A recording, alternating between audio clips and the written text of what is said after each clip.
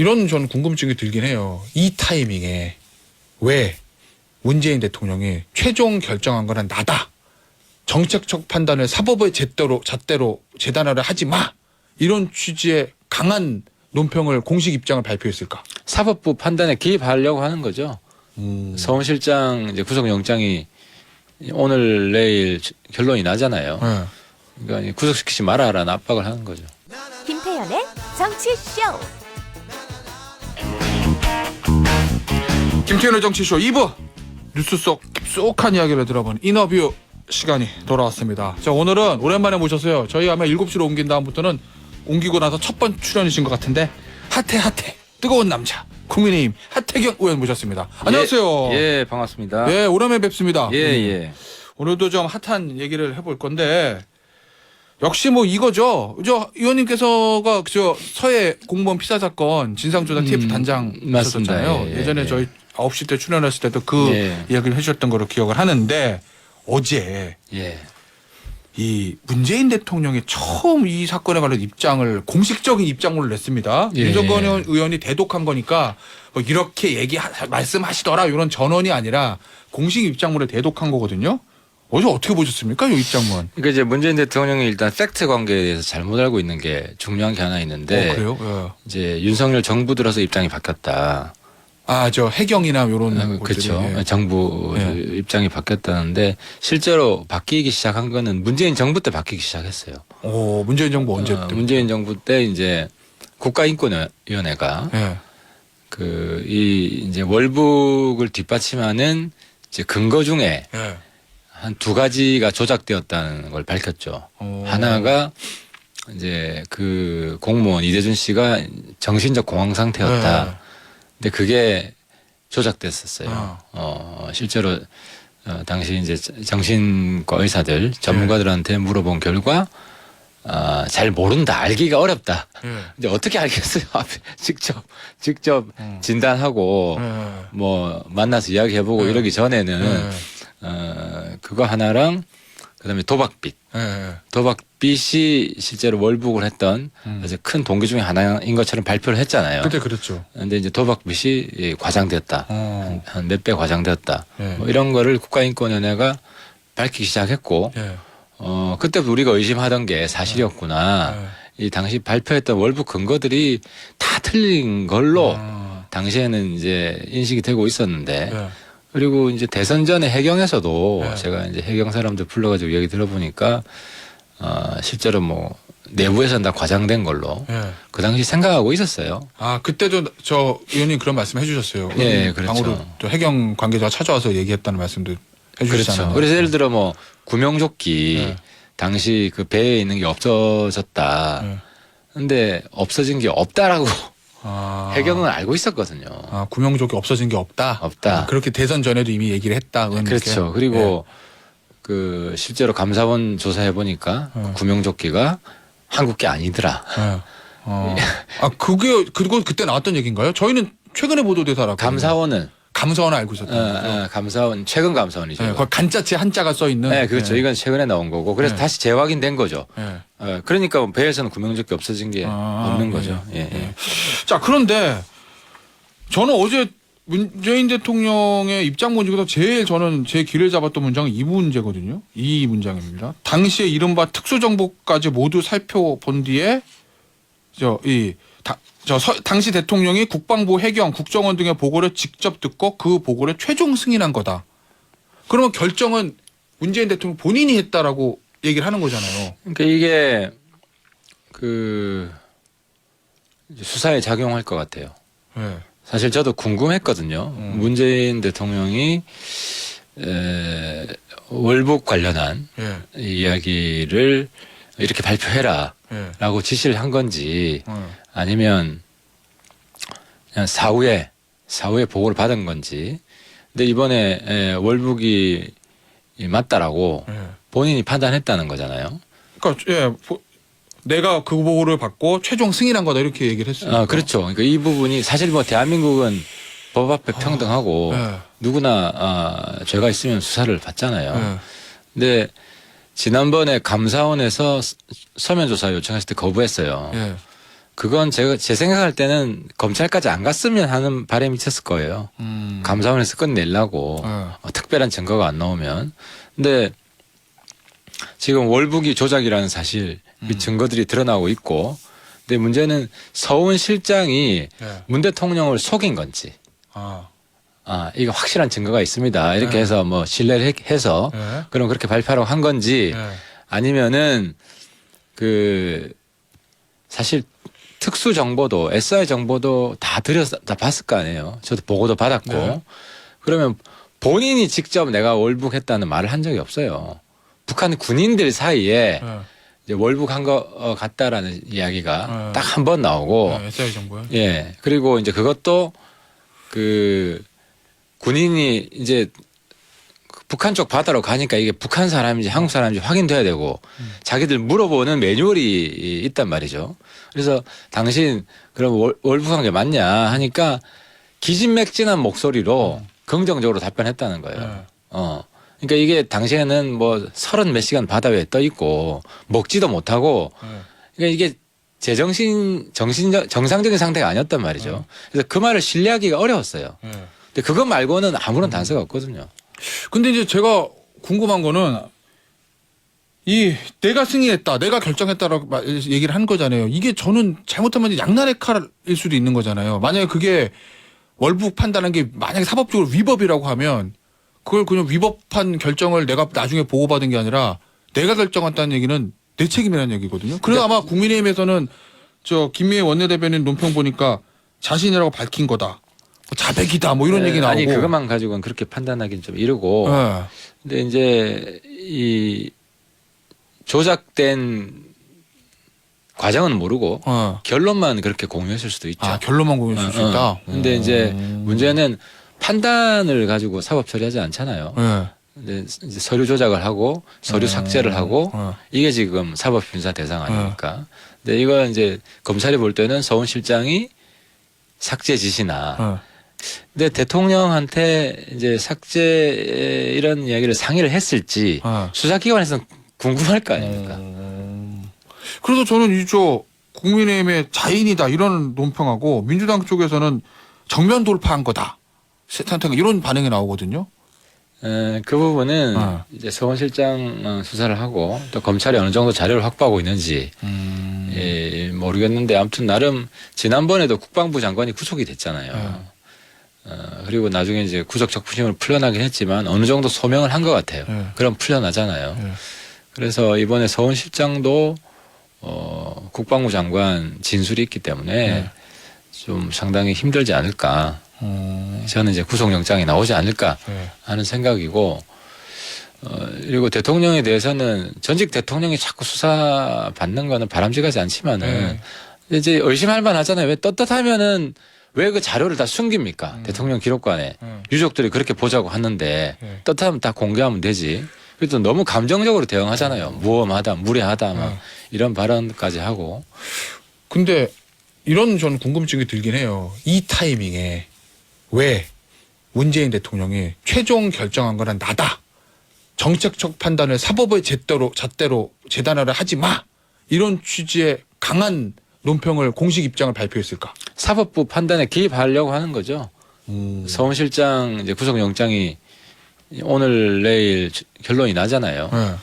그러니까 구속시키지 말아라는 압박을 하는 거죠. 그런 압박으로 보시나요? 예.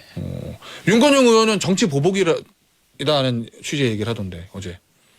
그러니까 법원에서 구속영장 발부한 걸로 정치 보복이라고 하면 문재인 정부 때 그 많은 정치인들이 감옥 간 거 전부 다 정치 보복이에요. 의원님 그건 어떻게 생각하십니까? 특별히 뭐 서해 공무원 사건과 연결시켜서가 아니라 일반적으로 봤을 때 정책적 판단을 사법의 잣대로 재려하지 말라는 그 문장만 놓고 보면 일반적으로 그 말은 맞죠. 예. 그 말은 맞는데 그 과정에서 불법이 일어난 거죠. 예를 들어서 원전 폐기할 수 있죠. 하지만 폐기를 하기 위해서 공적인 서류를 데이터를 조작하는 거는 범죄잖아요. 그러면 이제 서해 요 문제도 의원님 보시기에는 월북으로 몰아가기 위해서 월북이 아니라는 그런 증거 서류들을 전부 다 삭제를 지시를 했고. 그게 문제라는 말씀이시군요. 월북 그렇죠. 판단 자체가 문제가 있다는 게 그렇죠. 아니라. 실제로 뭐 뒷받침하는 근거 자료가 있으면 네. 뭐 그렇게 결론 낼 수도 있는 건데 네. 이 서해 공무원 사건 제가 조사를 해봤지만 월북이라고 단정할 수 없는 증거들이 수두룩하게 나와요. 그리고 월북이라고 자기들이 주장했던 근거들은 조작되었거나 사실이 아니거나 예를 들어 슬리퍼 기억나세요? 슬리퍼를 벗어뒀다. 근데 그 슬리퍼에서 그 이대준 씨 뿐만 아니라 이대준 씨 DNA가 아니라 다른 사람 DNA들이 검출됐다는 거잖아요. 그러면 예를 들면 문재인 대통령이 최종 결정했다 하더라도 만약에 문재인 대통령한테 수사의 칼날이 간다 하더라도 그 키는 문재인 대통령이 보고가 조작된 거를 알고 보고받고 결정한 거냐 아니면 그걸 모르는 상태로 보고받고 결정한 건 여기 달려 있다는 말씀이죠? 그렇죠. 알겠습니다. 자, 요 얘기는 여기서 좀 마무리하고요. 저 이태원 관련된 얘기로 좀 보겠습니다. 어제 이제 국조특위위원하고 유족들하고 공식적인 첫 번째 공식 만남이라고 하던데 여기에 국민의힘 특조위원들은 불참했다고 하더라고요. 요건 어떻게 보세요? 저는 뭐 지금 민주당하고 싸우고 있지만 유족들을 위해서 국정조사를 하는 거 아닙니까? 유족들이 와 있기 때문에 참고 들어가야죠. 민주당하고 정치적 갈등이 있다고 유족들을 외면하는 것은 저는 현명한 처사가 아니었다고 생각을 하고요. 유족들 얘기를 그냥 들어주는. 그렇죠. 민주당하고 껄끄럽지만 뭐 유족들을 봐서 끝까지 들어주는 그런 자세가 돼야죠. 알겠습니다. 이 국정조사 어떻게 될 거로 보시나요? 지금 뭐 예산안에 이상민 장관 해임안에 실타래처럼 얽혀 있어가지고 제대로 될까? 그러니까 우리 당이 좀 제대로 좀 판단했으면 하는 건 국정조사 하는 것은 유족과 국민을 위해서 합의한 거예요. 이제 국정조사에 쓸데없는 이야기도 많이 나와요. 정치적 공격이 주를 이루기도 하고. 하지만 영양가 있는 이야기도 나와요. 예를 들어 그런 의원들도 있거든요. 모든 의원들이 다 뭐 초점을 잘 못 잡고 이러는 건 아니기 때문에 예를 들어 지금 이 사건 같은 경우는 재발 방지 대안 마련하는 게 굉장히 중요하고 이제 그런 건 입법을 해야 되거든요. 그럼 그런 건설적인 뭐 재발 방지 대안에 있어서 건설적인 이야기들이 나올 수가 있고 그 유족들이 바라는 바일 거예요. 이런 사건은 이태원으로 끝이었으면 좋겠다 하는 바람일 거고 특히 또 보상. 현행법으로 어려울 수도 있어요. 그러면 특별법을 통과시켜야 되는데 그것도 지금 국정조사에서 나와야죠. 그래서 민주당 합의한 주체는 민주당이지만 실제로 합의한 주체는 유족과 국민이라고 생각하고 어떤 일이 있더라도 국정조사를 하겠다는 그런 의지를 표명하는 게 저는 필요하다고 봅니다. 그럼 설사 이상민 장관의 해임 건의안 요게 이제 민주당 단독으로 통과된다 하더라도 국조를 보이콧하면 안 된다. 그렇죠. 뭐 해임 건의안 안 받아들이면 되잖아요. 대통령이 뭐 거부하겠죠. 그렇죠. 안 받아들이면 되잖아요. 실제로 외교부 장관도 해임 결의안 통과됐어요. 근데 대통령이 안 받아들이고 지금 외교부 장관 민주당과의 관계에서 아무런 문제도 없어요. 알겠습니다. 근데 원래 이제 민주당이 잘못한 거죠. 국정조사에 행안부 장관 부른다고 해놓고 민주당 약속을 어긴 거거든요. 나오지 마라. 그러니까 사실 국정조사 합의 파기는 민주당이 먼저 한 거예요. 그럼에도 불구하고 우리 당은 대승적으로 정치하자는 거죠. 알겠습니다. 여러분 지금 국민의힘의 하태경 의원과 함께하고 계시고요. 국민의힘 당내 얘기 좀 여쭤볼게요. 민들레라는 모임이 있었습니다. 원래 친윤계 의원들의 모임. 근데 이름은 바꿨다고 하죠. 아무래도 그 민들레라는 이름이 이태원 참사 희생자 명단을 공개했던 그 단체 이름과 같아서 이름을 바꾼 것 같은데 국민공감 이걸로 이름을 바꿔가지고 7일 공식 출범한다고 합니다. 이 국민공감이란 모임 요거에 대해서는 어떻게 보십니까? 그게 이제 의원님 참가하세요 여기? 저도 그때 민들레 할 때 제가 참가를 했죠. 그래요? 참가를 해서 아마 그게 그대로 계승되기 때문에 지금 들어가 있을 텐데 거기 주도하는 분들이 그 의원들하고 관계가 괜찮은 분들이에요. 저기 이용호 의원 당시에 이철규 의원. 그래서 뭐 직접 연락이 왔더라고요. 같이 하자고. 그래서 좋다고 했고. 근데 이게 이제 자꾸 언론에서는 개파화한다. 그러니까 언론에서는 공부 모임이라고 하지만 친윤계가 모인 국민의힘 최대 개파 아니야? 뭐 이렇게 봅니다. 근데 이게 사람이 많을수록 뭔가 도모하기가 어려워요. 그래요? 예를 들어서 거기서 개파하려면 제가 가만히 있겠어요. 아, 그러시구나. 예. 그러면 내부에서 반대가 있으면 잘 못하거든요. 이런 사실 이제 출발은 친목 공부 모임을 하는데 그래서 정치 개파화하려면 좀 더 소수의 결사가 돼야 됩니다. 그리고 권성동 의원이 이 개파화할 걸 우려해가지고 참가 안 한다고 하고. 그 다지 마라 그랬잖아요. 그래서 장제원 의원은 들어와 있지도 않고요. 근데 이제 이 의원들 모임이라는 게 사실상 투명해요. 아, 투명해요? 조용히 몰래 만난 것도 인원 숫자가 한 대여섯 명 이상 되잖아요. 어떻게 하는지 어느새 다 알아요. 그럼 이거는 저 몇 명이야? 지금 65명인 어떻게 보면 115명 의원 중에 절반이잖아요. 65명은 절반이면이. 그러니까 이거는 그 숫자 자체가 개파화되기 힘들다는 걸. 개파로서 아무 의미가 없다.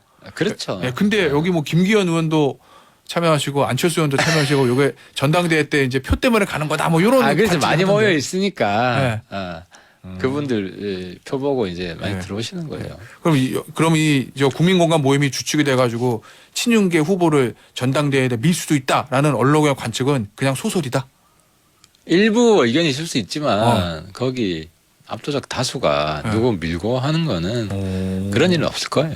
그러면요. 국민공감 상관없이 예를 들면 친윤계 의원의 주축 예를 들어서 뭐 관저에 부부동반 만찬을 했던 권성동 의원, 장지원 의원, 이철규 의원, 윤한홍 의원 요 친윤계 의원들의 주축이 돼서 어떤 친윤계 후보를 전당대회에 그럴 가능성이 있다고 보십니까? 근데 지난번 원내대표 선거 주호영 대표 당선됐을 때 그때도 그게 서로 입장이 달랐잖아요. 그러니까 둘 다 친윤계라고 봐야 되거든요. 주호영 그다음에 그때 이용호 의원 이용호 표가 많이 나왔잖아요. 예, 많이 나왔죠. 그럼 거기는 한쪽은 친윤이고 한쪽은 반윤이냐 둘 다 친윤이고 친윤 쪽에서 서로 나눠서 밀었거든요. 입장이 달랐거든요. 그래서 우리 당 의원들이 범친윤이라고 봐야죠. 저까지도. 그래서 이 친윤이 입장이 하나가 된다는 게 특히 당내 경선에서는 쉽지 않아요. 그러면 소위 말하는 범친윤계 내에서도 분화가 있을 수 있다. 권성동 의원 따로, 장지원 의원 따로 전당대회 때 뭐 이런 건가요? 그렇죠. 뭐 김기현 의원 따로 또 안철수 의원 미는 분도 있을 거고. 전당대 판세는 지금 어떻게 보고 계세요? 아직 시작된 건 아니죠. 저희는 그냥 여론조사 가지고 봐요. 여론조사 보면 지금 당 현재 룰은 7대 3이잖아요. 당심 70, 민심 30인데 여론조사에 보면 당심이 보수 지지층만 이제 퍼센티지가 나와요. 이제 그게 대체로 반영되더라 비슷하게. 그래서 요즘 어원들이 있잖아요. 당원들한테 누구 찍으라고 해도 말 잘 안 들어요. 그럼 지금 그거대로면 누가 유리하세요? 그거 보면은 이제 민심에서는 뭐 유승민, 안철수, 나경원 이렇게 나오고 당심에서는 나경원이 많이 나오잖아요. 나경원, 안철수, 유승민 뭐 이런 순서도 나오는 것 같은데 거기에서 왔다 갔다 할 것 같아요. 지금 보면은 7대 3이잖아요. 당심 7, 민심 3. 근데 이걸 뭐 8대 1, 9대 1로 바꾼다. 바꿀 수도 있다. 요런 얘기 나오는데 그건 어떻게 보십니까? 축구 경기 앞두고 축구 경기 룰을 직전에 바꾸는 거는 사실 불공정 게임이죠. 만약에 바꾸더라도 그건 다음 전당대회 때부터 적용돼야 되고 이번 전당대회 때부터 적용하는 이런 정치적 관행은 좀 사라졌으면 좋겠어요. 전당대 시기는 어떻게 보세요? 2말 3초 보니까 뭐 또 5말 6초 뭐 저는 이제 얘기던데. 기본 원칙은 지금 임시지도부고 임시지도부는 당 일을 힘있게 해나가기 어렵거든요. 사실 임시지도부가 인사라든지 뭐 조강특위라 당협위원장 뽑고 임시지도부 할 일은 아니에요. 그래서 빠를수록 좋다고 생각해요. 개인적으로는. 전당대회도요? 그럼 2말 3초 하는 것이 나을 것 같다는. 그렇죠. 제 개인적인 입장은 그런데 뭐 불가피한 사정이 있으면 좀 뭐 늦을 수도 있고. 알겠습니다. 오랜만에 저 마지막 이준석 대표 얘기 좀 해볼 건데. 화물연대 얘기는 안 해요? 화물연대요? 이준석 화물연대 얘기하고 싶으세요? 아니 내가 이야기하고 아니면 말씀하시죠. 대통령이 잘한다고. 왜냐하면 이제 이 사실 민노총이 우리 사회 적폐거든요. 자기들만의 성역을 구축하고 불법 폭력 버젓이 저지르고도 처벌 안 받는 거의 유일한 조직이에요. 그래서 저는 윤 대통령이 그 남자 대처처럼 이번에 대처를 해야 된다. 굴복하면 안 된다. 이런 이야기를 해드리고 싶어요. 근데 일각에서는 답을 내야지 갈등을 중지하고 해결을 해야지 강하게만 해서는 되냐라는. 해법은 안전이잖아요. 근데 저는 이제 안전 휴식제가 맞다. 안전 운전은 처음부터 잘못 낀 단추고 폐지돼야 되고 예. 그러니까 적당한 휴식을 줘서 예. 안전을 보장을 하는 것이지 임금은 시장에 맡겨야 된다. 노사 간에. 근데 자꾸 국가가 임금에 뛰어들면 문재인 정부 때 최저임금제 해가지고 실제로 피해받은 건 자영상인이잖아요. 예. 국민들만 피해봐요. 알겠습니다. 예. 요새 이준석 대표랑 연락하시나요? 가끔 이야기는 들어요. 근데 직접 현안들이 없어가지고 통화하고 상의하진 않는데. 아니 뭐 보니까 이준석 대표가 최근에 허은하 의원 출판 기념회에 나타났고 네. 이대남 커뮤니티를 만들다. 근데 요거 만들다는 얘기가 있었는데 본인이 아니라고 이제 밝혔습니다. 페이스북을 통해서. 예. 그리고 본인이 지금 뭐 책을 거의 다 쓴 것처럼 페이스북에 글을 올렸거든요. 그럼 또 책 쓰면 출판 기념회 할는지 안 할는지 모르겠지만. 이준석 대표는 정치인이니까 정치를 할 거고요. 네. 그리고 근데 지금 그 기소 의견으로 올라간 게 있잖아요. 무고죄. 네, 무고. 근데 정치인들 이런 걸 풀어야 돼요. 이게 잘못 이제 결론이 나서 유죄가 나오고 기소되고 유죄가 나오고 이러면 사실 정치 생명이 굉장히 어려워지잖아요. 한동안 정치를 못하게 되고 타격이 치명적이기 때문에 아마 이 문제 해결하는데 일단 집중할 거라고 저는 생각해요. 그래야 마음 편하게 부담 없이 정치를 하죠. 그럼 정치 재개 시점은 요 문제를 풀고 나서 하는 게 맞다? 그렇죠. 그럼 활동을 시작할 수가 있고 어차피 당원권 정지는 시간이 지나면 자동적으로 풀리고 총선 전에 풀리잖아요. 그건 정치에 큰 장애는 안 되거든요. 30초 남았는데요. 이준석 대표한테 조언 한마디 해주시면 뭐라고 하시겠어요? 정치 앞으로의 정치함에 있어서. 이제 우리 당을 젊은 정당으로 만들려고 한 게 저하고 같이 한 4년 전에 함께 했던 약속이고 그 일을 시작했고 지금 젊은 층이 우리 당을 크게 외면하고 있어요. 이걸 다시 회복해야죠. 알겠습니다. 자, 오늘 핫해 국민의힘의 차태경 의원 모시고 어제 서해 피격 사건에 대한 문재인 대통령 입장부터 이준석 전 대표에 관한 얘기까지 짚어봤습니다. 의원님 오늘 나와주셔서 감사합니다. 예, 수고하셨습니다.